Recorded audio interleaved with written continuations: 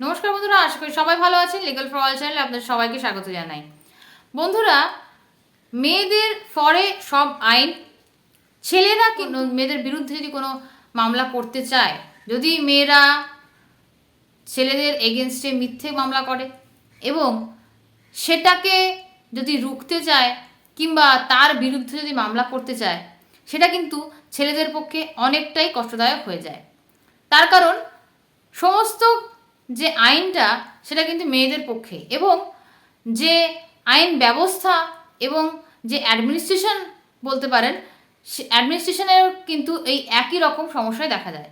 পুলিশের কাছে একজন মহিলার এফআইআর যত সহজে নিয়ে নেয়, একজন পুরুষ যদি এফআইআর করতে যায় সেক্ষেত্রে কিন্তু অত সহজে নেয় না। তো এই যে বৈষম্যটা রয়েছে, এই বৈষম্যের কারণে কিন্তু যে সাম্যের বিচার সেটা কিন্তু হচ্ছে না কিংবা হতে পারছে না। কিন্তু আজকে কিছু টেকনিক আপনাদেরকে বলে দেব, যে ক্ষেত্রে যদি আপনার স্ত্রী আপনার এগেনস্টে মিথ্যে মামলা করে থাকে তাহলে কিভাবে বাঁচবেন। সমস্ত যে আইনটা সেটা মেয়েদের পক্ষে থাকা সত্ত্বেও কিছু উপায় আপনাদের সবার জেনে রাখা উচিত, যে ক্ষেত্রে যদি মিথ্যে মামলা আপনার এগেনস্টে হয় তাহলে কিভাবে সেখান থেকে বাঁচতে পারবেন। এবং অবশ্যই এটা বলে দিই আমি সবার আগে যে সেই মামলাটা অবশ্যই মিথ্যে মামলা হতে হবে, তবেই আপনি সেখান থেকে বাঁচতে পারবেন। না হলে এতটাই আমাদের বিচার ব্যবস্থা মেয়েদের পক্ষে এতটাই যে যদি সত্যি মামলা হয়ে গিয়ে থাকে তাহলে কিন্তু আপনি সেখান থেকে বাঁচতে পারবেন না। যদি মিথ্যে মামলা হয় তাহলে আমার এই ফর্মুলা আপনি ইউজ করতে পারেন, এবং ইউজ করলে আপনি কিন্তু অবশ্যই ফল পাবেন। তো দেখতে থাকুন পুরো ভিডিও।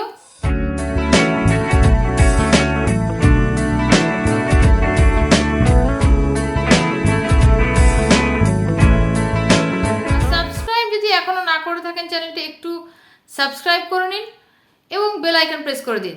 তারপরে শুরু করছি আজকে নতুন আলোচনা। যে ক্ষেত্রে আপনার স্ত্রী আপনার সঙ্গে থাকতে চাইছে না কিংবা নিজের ইচ্ছায় বাড়ি থেকে চলে যাচ্ছে, এবং বাড়ির থেকে যাওয়ার পরে তার সমস্ত যে জিনিসপত্র, তার গয়নাগাটি সমস্ত জিনিসপত্র সে বাড়ির থেকে গুছিয়ে নিয়ে যাচ্ছে, এবং বাড়ির থেকে চলে যাওয়ার পর আপনার এগেনস্টে যে কেসের পাহাড় সেটা কিন্তু আসছে একের পর এক। প্রথমেই 41-এর নোটিশ, সেখানে 498A, 406, 325, 323 এই যে কেসগুলো পরপর আসতে থাকছে, এবং এরপরে আসছে 125 CRPC অর্থাৎ খোরপোশ। এবং এই যে কেসগুলো পরপর হতে থাকছে, এই কেসগুলো তারপরে আপনাকে একটা একটা একটা করে ট্যাকেল করতে। যখন দেখছেন আপনার স্ত্রীর যে মনোভাব সেটা অন্যরকম হয়ে যাচ্ছে, পাল্টে যাচ্ছে, এবং আপনার সঙ্গে বিভিন্ন রকমের ঝামেলাঝাটি হচ্ছে, এবং তারপরে সে বিভিন্নভাবে হয়তো আপনাকে এটা জানাচ্ছে যে সে কেস করতে পারে, সেই পর্যায়ে দাঁড়িয়ে আপনার যেটা কর্তব্য সেটা হলো প্রথমেই একটা থানায় গিয়ে জিডি করে আসা। জিডি করে আসতে অনেকেই ভয় পান। পুলিশ থানায় যাওয়া, জিডি করা, এবং তার ফলে যদি সংসারে অশান্তি হয়, তার যে চিন্তা ভাবনা সেটা যে সে যেরকম ভাবছে যে হয়তো পরবর্তীকালে মামলার মধ্যে তাকে জড়িয়ে যেতে হতে পারে, তো সেটা নাও হতে পারে। সেই চিন্তা ভাবনাটা সে করে সে পিছিয়ে আসছে জিডি করার থেকে। কিন্তু এই জিডিটা যদি আপনি করেন তাহলে আপনার কোনো ধরনের কোনো সমস্যা হবে না, উপরন্তু পরবর্তীকালে আপনার কিন্তু এই জিডিটা একটি প্রমাণ হিসেবে কাজে দেবে। যদি আপনার এগেনস্টে এ ধরনের কেস হয় তাহলে জিডি করলে কোনো পুলিশ ইনভেস্টিগেশন কিংবা কোনো রকম পুলিশ বাড়িতে আসা এই ধরনের কোনো কিছুই হয় না। একটা পুলিশের খাতায় একটা রেকর্ড হয়ে থাকে একটা ঘটনার। তো সেই ঘটনাটা রেকর্ড যখন হয়ে থাকছে সেটা একটা সত্যি বলে মান্যতা পায়। তার কারণ পরবর্তীকালে যখন এই ঘটনাটাই আপনি মুখে বলবেন কোর্টের কাছে, সেটার গুরুত্ব যতটা না থাকবে, ওই জিডিটা যখন দেখাবেন সেটার গুরুত্ব অনেক বেশি, তার প্রমাণের যে প্রাধান্যতাটা সেটা অনেক বেশি হবে। তো এই জন্য সবার আগে যেটা করবেন সেটা একটা জিডি করে রাখবেন।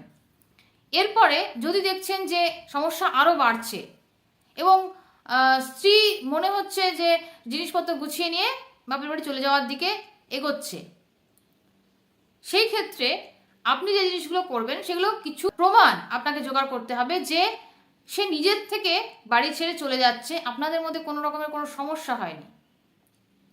এটা ফোন কলসেও হতে পারে, ভিডিও ক্লিপস হতে পারে, সেটা আপনি যেভাবে পারবেন সেই প্রমাণগুলো আপনি কালেক্ট করে রাখুন। এবং কালেক্ট করে রাখার পরে আপনার পরবর্তী স্টেপ, যখন আপনার স্ত্রী চলে যাচ্ছে বাড়ির থেকে এবং সে বাড়িতে গিয়ে, সে কিন্তু অনেক সময় যেটা হয় সেটা বাপের বাড়িতে গিয়ে পর কিন্তু কেউ 498-এ করে না, অনেক দিন পর করে। এবং এই যে স্প্যানটা, সে বাড়ির থেকে চলে যাওয়ার পরপরেই যদি এফআইআর না করে, যদি অনেক দিন পরে করে, এবং তার মধ্যে আপনাকে অনেক ধরনের থ্রেটনিং কলস যদি আপনার কাছে আছে সেই কলগুলো রেকর্ড করে রাখুন। এবং আপনার উপরে যদি কোনো হামলা হয় আপনার শ্বশুরবাড়ির তরফ থেকে, সেগুলোকে রেকর্ড করে রাখুন। এই জিনিসগুলো পরবর্তীকালে আপনাকে বাঁচাতে সাহায্য করবে। এবং সবসময় মনে রাখবেন যে কোর্ট কিন্তু প্রমাণ দেখে, তাই জন্যে একটা ঘটনা যেটা ঘটেনি সেই ঘটনাটাকে ভিত্তি করে একটা কেস ফাইল করা যায়, কিন্তু সেই কেসটা প্রমাণ কিন্তু করা যায় না। তাই জন্যে প্রমাণ করতে হলে তাকে কিন্তু তার উপরে অনেকগুলো প্রমাণ জোগাড় করতে হবে এবং সেই ঘটনাটিকে কিন্তু স্ট্যাবলিশ করতে হবে। এবং এই ঘটনা যদি স্ট্যাবলিশ না হয় তাহলে কিন্তু সে প্রমাণ করতে পারবেন এবং প্রমাণের অভাবে কিন্তু আপনার কেস ডিসমিস হয়ে যাবে, আপনি কিন্তু ছাড়া পেয়ে যাবেন।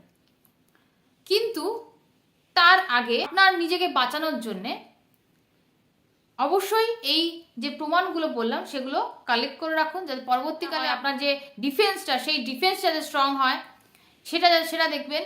এবং এর পরবর্তীকালে যে জিনিসটা হবে সেটা হচ্ছে যে 41-এর নোটিশ, 41A সিআরপিসি এর নোটিশ যদি আপনার আসে আপনার কাছে, তাহলে ভয় না পেয়ে অবশ্যই নোটিশটিকে কমপ্লাই করুন। যদি আপনি বুঝতে না পারেন যে নোটিশটা কি, কেন এসছে, কি করা উচিত, তাহলে অবশ্যই একজন আইনজ্ঞের পরামর্শ নিন এবং আইনজ্ঞের পরামর্শ অনুযায়ী আপনি কাজ করুন।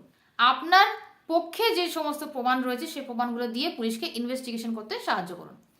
তো সেই ক্ষেত্রে কিন্তু আপনার এই প্রমাণগুলো কাজে লাগবে, ওম্যান সেলে গিয়ে এই প্রমাণগুলো কাজে লাগবে।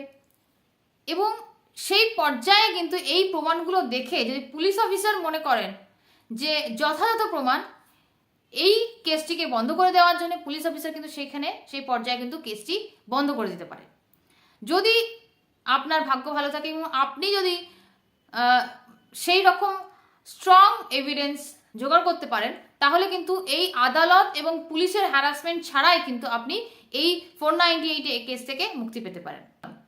আলোচনা যদি ভালো লেগে থাকে তাহলে নিশ্চয়ই লাইক, কমেন্ট, শেয়ার করবেন, সাবস্ক্রাইব করে অবশ্যই আমাদের পাশে থাকবেন, বেল আইকন প্রেস করে রাখতে কিন্তু ভুলবেন না। নমস্কার, দেখা হচ্ছে পরবর্তী ভিডিওতে। ততক্ষণ ভালো থাকবেন, সুস্থ থাকবেন।